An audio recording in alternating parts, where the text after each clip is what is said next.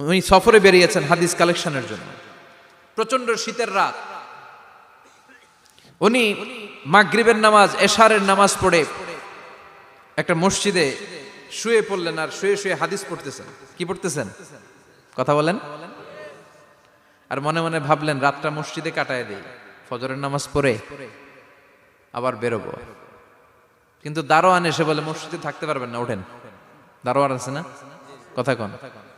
আহমদ ইবনে হাম্বল বললেন আমি শুধু রাতটা থাকতে চাই, আমি তো ফজরেরও মুসল্লি, ফজর নামাজ পড়বো তো এই মসজিদে, আমার থাকতে দাও। দারোয়ান তো দেয় না, কেন? মসজিদে থাকার জায়গা না, যান মিয়া। উনি যে আহমদ ইবনে হাম্বল এটা চিনে নাই, থাকতে দেয় না। কি করবে এখন? উনি কাঁথা গুছিয়ে হাদিসের কিতাব নিয়ে কাঁধের মধ্যে ব্যাগ নিয়ে মসজিদ থেকে বেরোয় গেলেন। কি আর করবেন, প্রচন্ড শীত, আর কাঁপতেছেন, বুড়ো মানুষ।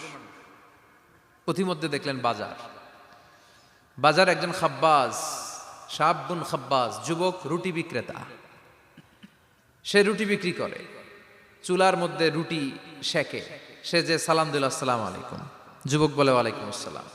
আহমদ ইবনে হাম্বল বলে যুবক আমার যাওয়ার জায়গা নেই, সফরে বেরিয়েছি, খুব শীতে কষ্ট পাচ্ছি, রাতে যদি তোমার এই চুলা থেকে একটু আগুন পোহাই কোনো সমস্যা? যুবক বলে না না সমস্যা না, আহলান ওয়া সাহলান, খোশ আমদেদ, আসেন আসেন, আপনি আগুন পোহাইলে আমার সমস্যা কি? সুবহানাল্লাহ পড়েন।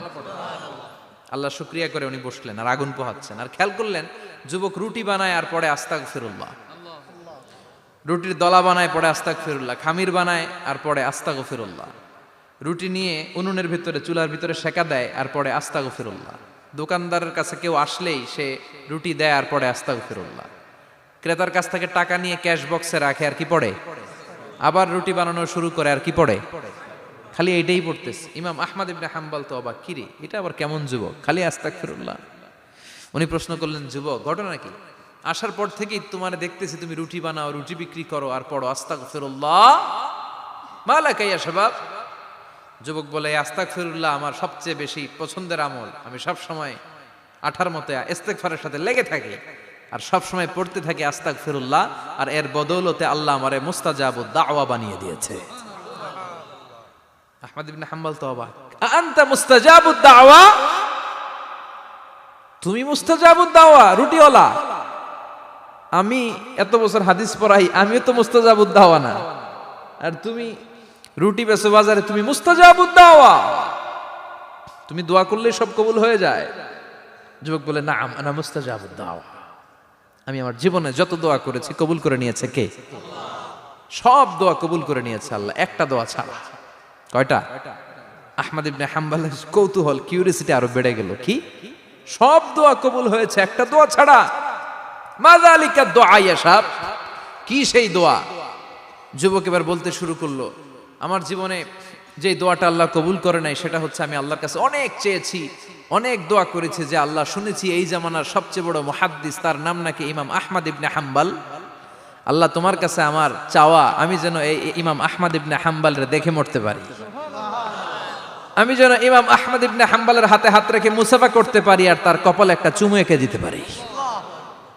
আহমদ ইবনে হাম্বল আবেগপ্রবণ হয়ে গেলেন, চোখের পানি ছেড়ে দিলেন, বললেন যুবক তোমার এই দোয়াটাও কবুল হয়ে গিয়েছে।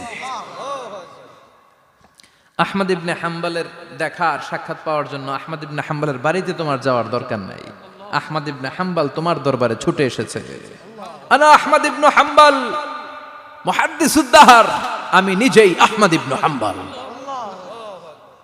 যুবক চোখের পানি ছেড়ে দেয়, আহমদ ইবনে হাম্বল চোখের পানি ছেড়ে দেয়। যুবক চিৎকার মেরে ইমাম আহমদ ইবনে হাম্বলকে জড়িয়ে ধরে, হাতে হাত রেখে মুসাফা করে, কপালের মধ্যে চুমু খায় আর আল্লাহর শুকরিয়া করে বলে ও ইমাম আসলে এই দোয়াটাও আল্লাহ আজকে কবুল করে নিল। বিশ্বাস হয় সবসময় ইস্তেগফার পড়লে আপনার দোয়াগুলোর এইভাবে কবুল করে নিবে কে? এই পাঁচটা জিনিস পাবেন সবসময় যদি ইস্তেগফারের সাথে লেগে থাকেন। রাজি আছেন তো? এজন্য বিশ্বনবী সব সময় নামাজে সালাম ফিরানোর পরে পড়তেন আস্তাগফিরুল্লাহ।